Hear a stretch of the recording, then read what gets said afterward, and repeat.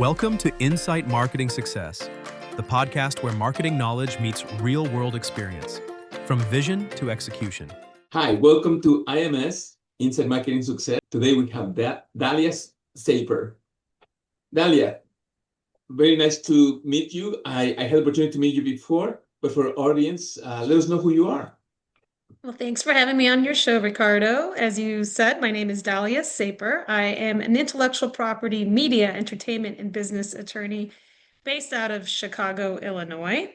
The firm is 20 years old. It's a firm I founded shortly after graduating from law school, and really is a fun practice. And as you see from kind of the quote under my name, we have handled some headline-grabbing cases, including cases that involved really cutting-edge tech and media legal issues. Awesome. Tell us about your journey from graduation to when you started your company. So Sure. I assume you worked for a company before then. I have a pretty non-traditional path to hanging my own shingle, as they say, for law firms. Okay. In my third year of law school, I got a taste of entrepreneurship when a friend and she had a fashion production company and she asked me to help. And we would put on large-scale fashion events while we were both in law school. Inevitably, we didn't agree on how to run the business and we broke up. But it was a short and great way to learn and feel the trials and tribulations of owning your own business.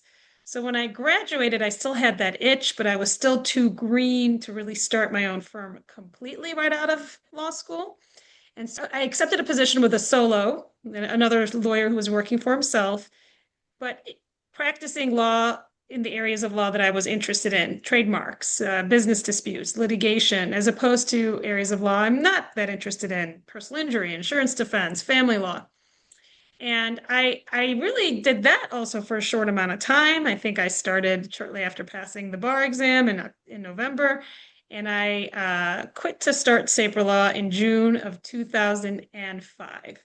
And so from there, from a marketing and strategic standpoint, I had to think about who was going to hire a 25-year-old new grad to be their attorney.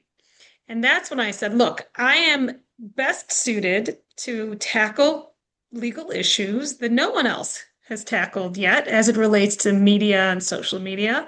Because if you've worked 50 years as a lawyer in a big fancy law firm, or if you just start today, these issues have not been tested.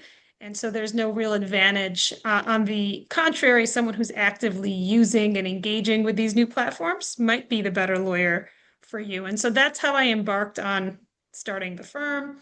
I dubbed myself a social media lawyer. I started presenting and speaking at a lot of different organizations in both locally and around the world.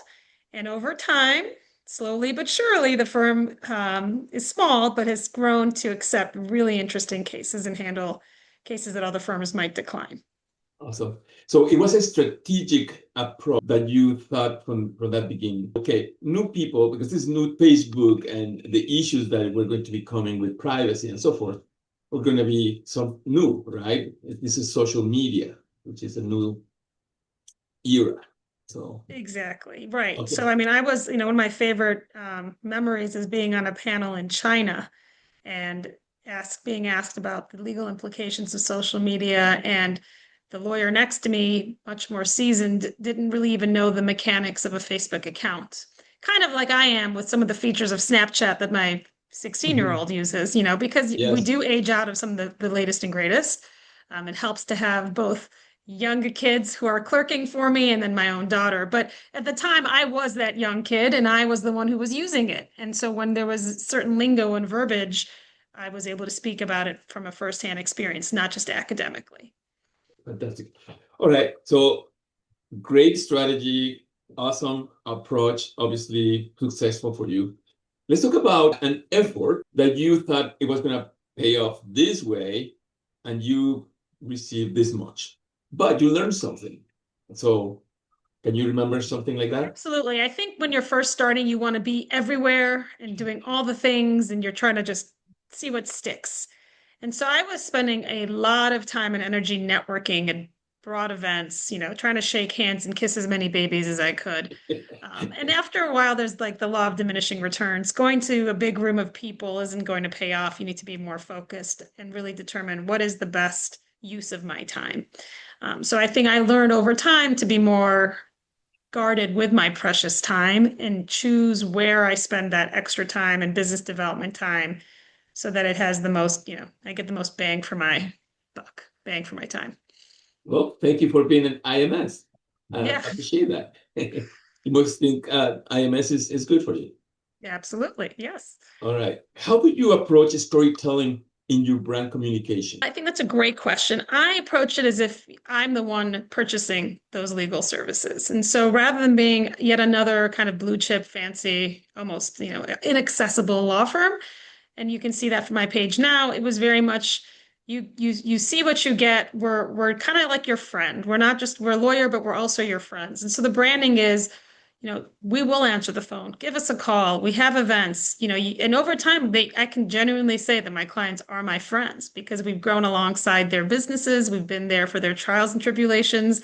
And so when I was creating my own website, I wasn't trying to be, the typical, very serious, kind of like hire us with crossed arms law firm. And I think that's clear when you visit Saper Law. Good. To be authentic, right? Yes, that's a great way of putting it. To be yourself. Very good. What's the biggest trend you see in marketing in your industry today? I think the trends are time and trust, the same trends that even I use, which is trying to put out marketing materials and seminars to educate. I think lawyers and all law firms are regularly doing that. What I do that I don't see other firms do is real life in-person seminars and parties. And so, I mean, for Saper Law, we have a signature event once a year at least where we go somewhere fabulous and we invite all our clients. And so again, back to that, you're not just another vendor, you're really a partner, introducing you to other people. So for us, that's not a trend. It's something we've been doing for over a decade. But I think the general legal industry tries to maintain its prominence by putting out materials and seminars related to whatever legal issue is most pressing. Their field. Yeah. Yeah. So let's talk about the perfect customer for Saper Law. Who would that be? We love innovative organizations and creative individuals. And so that might be a company that sells cowboy boots. It might be a software company.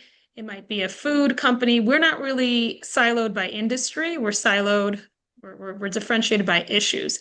So that small startup might have a similar copyright issue as a very established Fortune 500 company. And that's what makes it fun. So we've represented people in the food industry, in the cosmetics industry, all sorts of professional services.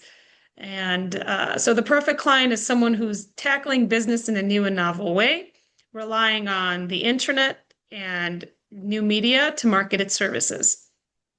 Wonderful. Okay, Daliah, we're going to switch a little bit into the character of who you are. I already have a good sense of who you are, but we're going to ask some cool questions here. Let's imagine you go into a restaurant and some of those booths where you're back to back, you cannot see in front of you and you cannot see behind you. But there are three of your best friends talking about you. You hear your name and you recognize they're talking about you. What are the three things you hope they say about you? Oh my goodness. They would say that I am direct, that I will tell you what I think. And I may not always sugarcoat things, but that they can rely on me to be honest about whatever question they're asking of me. They will say that I am inclusive in the sense that my husband always makes fun of me for kind of combining groups of people that you wouldn't normally combine, and almost to a fault. He's like, why are you putting these two people together? But I think that's fun. I think it's great. So I'd say that I'm a connector would be number two.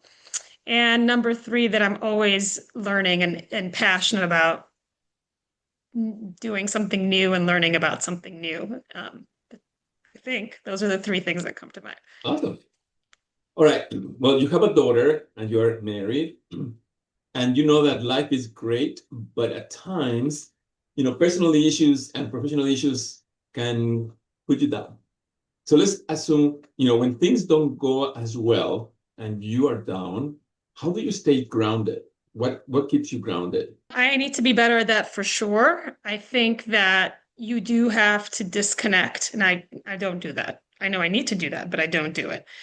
I think at least removing my alerts so that I'm not checking anything and everything that comes onto my phone at once. I still check it too many times. But having defined periods where, all right, it is now 7 o'clock, I will stop. I will not look at my phone. I will be present, and then I can go back on at 9 o'clock.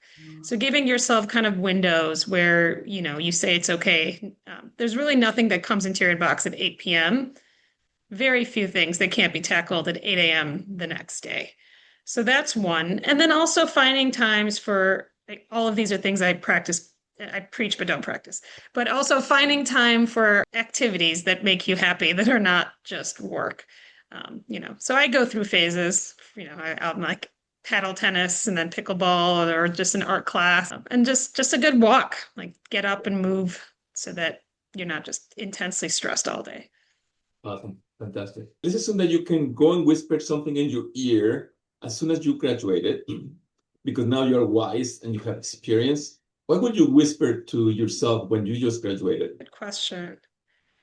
What would I whisper to myself? I think that it's all about, it's kind of what I did, so it's hard to look back. But don't be afraid to ask.